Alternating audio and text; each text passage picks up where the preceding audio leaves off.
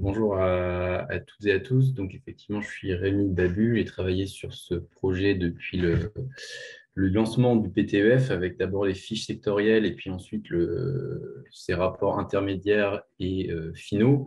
Alors, on l'appelle rapport final, mais c'est important de rappeler, comme le disait Max, que c'est le premier rapport qui sort en état final d'achèvement au sein du PTEF. Et c'est important de rappeler qu'il s'inscrit dans la démarche globale du PTEF. Donc, il y a des résultats qui sont présentés ici qui vont, en termes de chiffres, etc., encore être amenés à évoluer, même si, globalement, dans les tendances qu'on va présenter, on est sur globalement la trajectoire qui nous semble idéale à ce jour avec les informations, avec les secteurs qu'on a pu instruire. Donc, je vais présenter rapidement un état des lieux de quelques informations qui me semblent essentielles pour qu'on puisse bien comprendre la problématique. Et puis ensuite, rapidement, la trajectoire et les grands axes de transformation proposés par le plan. Et ensuite, on parlera encore une fois très rapidement, vu que le temps nous est compté, du sujet de l'emploi, mais qui avait été un petit peu plus détaillé lors du rendu intermédiaire. Donc, on ira un petit peu plus vite cette fois. Euh, alors, sur cet état des lieux, tout d'abord, pourquoi on s'intéresse au logement? Pourquoi Laurent disait que c'était vraiment important? Déjà parce que effectivement, c'est un poste d'émission important. Si on regarde à l'échelle nationale, donc Laurent a dit le bâtiment, c'est un petit 40% des émissions, donc le logement, on serait plutôt autour de 25. Si on ramène ça à l'échelle de l'individu, avec ce petit graphe qui sort de la SNBC, de la stratégie nationale bas carbone, on peut établir ça comme le second poste de dépenses d'émissions de gaz à effet de serre. Quand je titre un passage obligé de la décarbonation, ici je cite le Haut Conseil pour le climat. Donc voilà, on est sur un secteur sur lequel on ne pourra pas se passer d'avoir une action rigoureuse et vigoureuse. Pour autant, c'est un secteur sur lequel, au Shift, on arrive quand même avec humilité, j'ai envie de dire. Donc, c'est une brique essentielle dans le PTEF, mais il y a déjà beaucoup de travaux qui ont été produits dessus. Il y a des réflexions depuis une vingtaine d'années. Il y a eu des grandes démarches gouvernementales, la dernière étant probablement le plan de rénovation énergétique des bâtiments qui date de 2017 ou 2018. Et donc voilà, il y a des choses, il y a déjà beaucoup de réflexions en cours et on en est à des niveaux d'ajustement et de fine-tuning du débat sur les mesures opérationnelles à prendre qui sont devenues très techniques. Donc voilà, un poste très important. Maintenant, quelques caractéristiques du parc. Premièrement, cette répartition du logement au sein du bâtiment. Donc, on voit que le logement compte pour quasiment les trois quarts du stock bâti en France en termes de surface. Au sein du logement, on a à peu près un quart des surfaces qui sont vouées au logement collectif et trois quarts à la maison individuelle, sachant que en termes de nombre de logements, on est plutôt sur du 45% de collectif, 55% d'individuel, parce que les maisons sont globalement plus grandes que les logements collectifs. D'autres caractéristiques importantes, c'est le fait qu'en France, on ait une proportion importante de logements sociaux dans le logement collectif, donc à peu près 30%, une proportion de propriétaires occupants importante dans l'habitat individuel. Ça, c'est assez important à revenir en termes de démarche décisionnelle et de façon de mener ensuite la décarbonation des logements sur le terrain. Donc, c'est-à-dire qu'il va y avoir des processus décisionnels de qui décide de faire des travaux pour décarboner qui vont être à prendre en compte. Et après, d'autres caractéristiques importantes qui sont là à regarder plutôt sur le graphique de gauche, c'est que déjà, le parc de logement continue de s'enrichir avec des constructions régulières. Donc là, c'est plutôt les courbes les plus vives en bas qui continuent de monter. Et puis aussi, et là on le voit moins parce que c'est un peu petit, mais les aires du haut continuent aussi chacune de s'agrandir. Et les aires du haut, elles représentent les logements qui sont, on va dire, inoccupés, ou en tout cas pas occupés la plupart du temps. Et c'est-à-dire en mettant dans cette catégorie les logements vacants et les logements secondaires.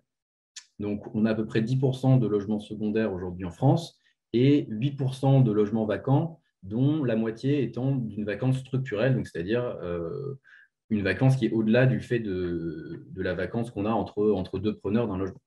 Donc, c'est plutôt beaucoup. Finalement, on a presque 20% du parc qui ne nous sert pas directement à nous loger en tant que fonction vitale, on va dire. Voilà, donc ce parc, ensuite, il se répartit, si on veut regarder de manière un petit peu plus précise, comme ça. Donc, je commençais à donner quelques chiffres sur le logement social et sur les propriétaires occupants.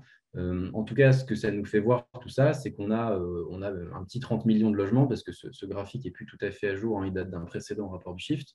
On a une trentaine de millions de logements principaux, et donc ça fait presque autant de décisions à prendre pour réussir à décarboner un secteur. Donc, beaucoup d'actions diffuses, en plus auprès d'acteurs qui n'ont pas forcément une vision à long terme, une capacité à planifier et aussi à planifier la façon dont ils vont investir et gérer leurs biens, parce que ce n'est pas forcément ce mode de réflexion-là qu'ont notamment les ménages qui occupent leur logement. C'est plus le cas, par exemple, des bailleurs dans le logement social. Et puis, on a aussi des fois des décisions qui sont complexes à prendre, notamment dans les copropriétés, puisqu'il faut réussir à aligner les intérêts des différents participants pour réussir à déclencher, par exemple, des rénovations. Une autre caractéristique importante, pour revenir à notre petit dada de la double contrainte carbone, c'est que en fait, le logement, en 2021, il reste majoritairement dépendant des énergies fossiles pour son chauffage. Si on regarde ici, si on fait la somme entre gaz naturel et fioul domestique, on est déjà à peu près à 50% de la consommation de chauffage. Donc,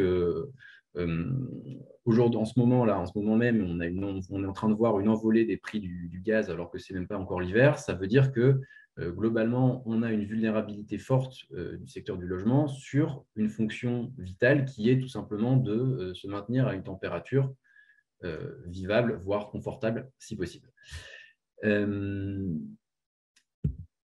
Dernière caractéristique du parc de logement, avant de revenir sur les sujets de décarbonation directement, c'est que, évidemment, Laurent en parlait tout à l'heure, c'est un secteur qui est au cœur des enjeux sociaux et de l'humain.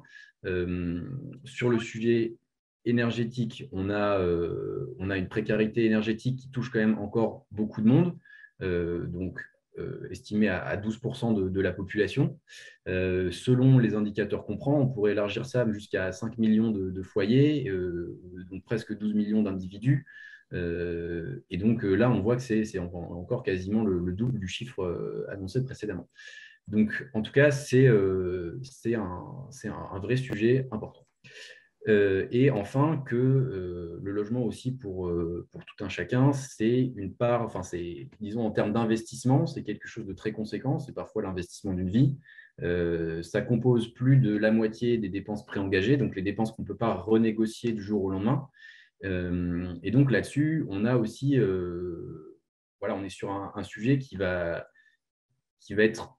toucher au quotidien de chacun de manière très forte et sur lequel il y a une certaine sensibilité du fait que voilà, on n'est pas une grande flexibilité par rapport à son logement. Changer de logement, ce n'est pas simple et comme on disait, renégocier des dépenses engagées sur le logement, c'est assez compliqué.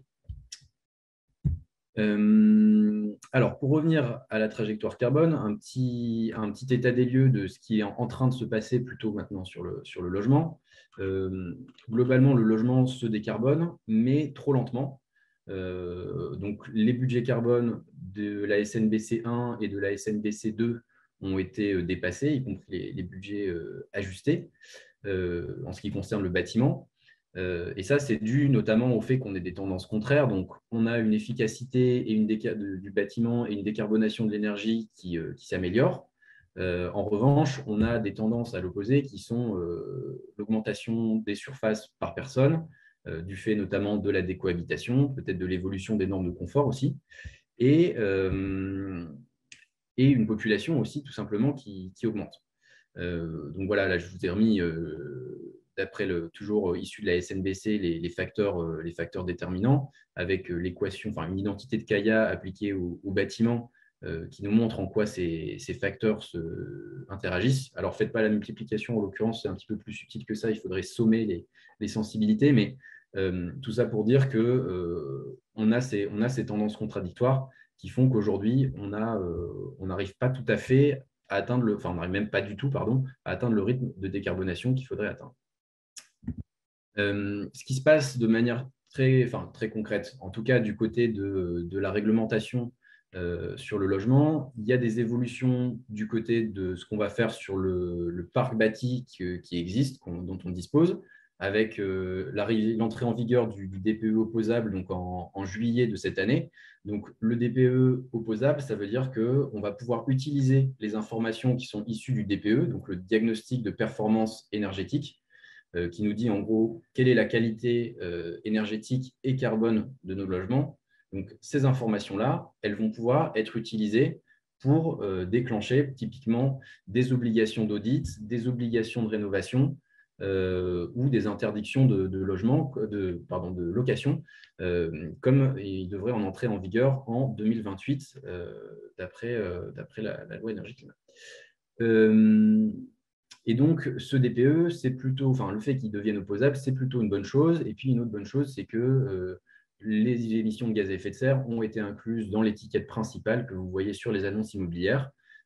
Et donc, ça va être une information de premier rang utilisable sur laquelle on va pouvoir s'appuyer pour construire des politiques publiques. Et puis, enfin, un dernier bon point, c'est que la base de données DPE va être aussi à cette occasion considérablement enrichie. Même si il va falloir attendre 10 ans pour qu'elle se reconstruise en termes de nombre de données. En tout cas, on va trouver plus de données dans cette base et donc on sera mieux informé sur comment mener la barque des politiques publiques sur le logement pour sa décarbonation. Parce qu'aujourd'hui, je le dis un peu au passage, mais c'est quand même difficile de trouver des données vraiment robustes sur certains sujets. Typiquement, est-ce qu'il y a 1 ou 3 millions de logements qui se chauffent au bois en France? On ne sait pas exactement. Et puis, du côté du neuf, Laurent le mentionnait tout à l'heure, il y a l'arrivée de la RE 2020, donc qui va entrer en vigueur le 1er janvier 2022. Cette nouvelle norme, donc réglementation environnementale 2020, c'est un grand pas pour le secteur du bâtiment, puisqu'elle va imposer non seulement de mesurer, mais aussi de limiter les émissions de carbone au moment de l'usage des bâtiments et au moment de leur construction. Et donc, on ne pourra plus dépasser certains seuils. Et ces seuils, ils vont aussi s'abaisser avec le temps. Donc, on a un échéancier qui nous a déjà été donné par la loi. Tous les 3 ans, ces seuils vont globalement s'abaisser ou rester au même niveau. Et donc, on devrait progressivement arriver à des bâtiments de plus en plus bas carbone. Sachant qu'en plus, cette norme a quand même le bon goût d'aller dans la bonne direction et d'être à peu près alignée avec les trajectoires de décarbonation nécessaires comme la SNBC. Du côté du marché, on a aussi des points plutôt positifs, comme le fait que les chauffages bas carbone sont progressivement en train de remplacer les chauffages fossiles, avec typiquement du côté de la PAC, la pompe à chaleur, un marché qui est en pleine expansion et qui progressivement est en train de grignoter celui de la chaudière gaz. Il y a d'autres sujets sur lesquels on reviendra peut-être tout à l'heure, mais sur les réseaux de chaleur, par exemple, on a des bonnes nouvelles aussi, c'est qu'on décarbone très vite. En revanche, on n'arrive pas à raccorder des logements assez vite et donc on n'arrive pas à utiliser autant qu'il faudrait les réseaux de chaleur. Donc, ça reste quand même mitigé. Et enfin, il y a quand même un sujet qui est celui des impacts au-delà du carbone, et notamment celui dont on a beaucoup parlé depuis 2-3 ans, qui est celui de l'artificialisation des sols. L'artificialisation des sols, elle est, vous le voyez, drivée, elle est due elle est attribuable à l'habitat, au logement en grande majorité. En fait, on pourrait même dire qu'elle est très largement attribuable à la maison individuelle, puisque selon les métriques, la maison individuelle, on peut lui attribuer quasiment 50% de l'artificialisation des sols. Alors là, tout ça, c'est des chiffres que je vous ai montrés à l'échelle nationale. Ça cache quand même des disparités territoriales importantes. On peut le voir sur les 2 cartes de gauche. Donc, sur la carte verte, on retrouve l'information que je donnais tout à l'heure sur la vacance assez élevée du logement. On voit qu'elle est particulièrement élevée dans notre fameuse diagonale du vide, même si je sais que ce n'est pas très sympa de l'appeler comme ça. Et par contre, elle l'est beaucoup moins, voire même elle est inférieure à ce qu'il faudrait pour avoir un marché du logement fluide et où tout le monde peut se loger dans les grandes métropoles. De l'autre côté, on a du coup une carte de l'artificialisation des sols qui est plus ou moins un négatif de cette carte, de vacances qui traduit l'attractivité, dans une certaine mesure, des territoires. Pour autant, même si on voit un peu cette corrélation sur les cartes de gauche, ce que nous montre le graphique de droite, donc là qui est issu du récemment mis en place Observatoire de l'artificialisation par les pouvoirs publics, ce que nous montre ce graphique, c'est qu'on a quand même une dispersion importante avec des communes qui finalement se développent et artificialisent relativement peu. C'est le cadran vert clair, le cadran vert foncé, pardon, ici, et des communes qui se développent assez peu en termes de ménage et d'emploi et qui artificient beaucoup à vraiment beaucoup. Voilà, donc en tout cas, un sujet voilà, de territorialisation, comme le disait comme le disait Laurent, pardon, on est sur un sujet qui est très en lien avec la question de l'urbanisme et aussi de l'aménagement du territoire, et donc sur lequel c'est pas simple de piloter la chose, parce que aussi on a tout un chaînage dans la façon qu'on a de piloter ça et de quantifier ça aujourd'hui, qui est un chaînage de documents d'urbanisme et de documents stratégiques, je ne reviens pas là-dessus, mais qui fait que c'est assez difficile d'identifier à quel endroit sont exactement les leviers pour bien piloter tout ça.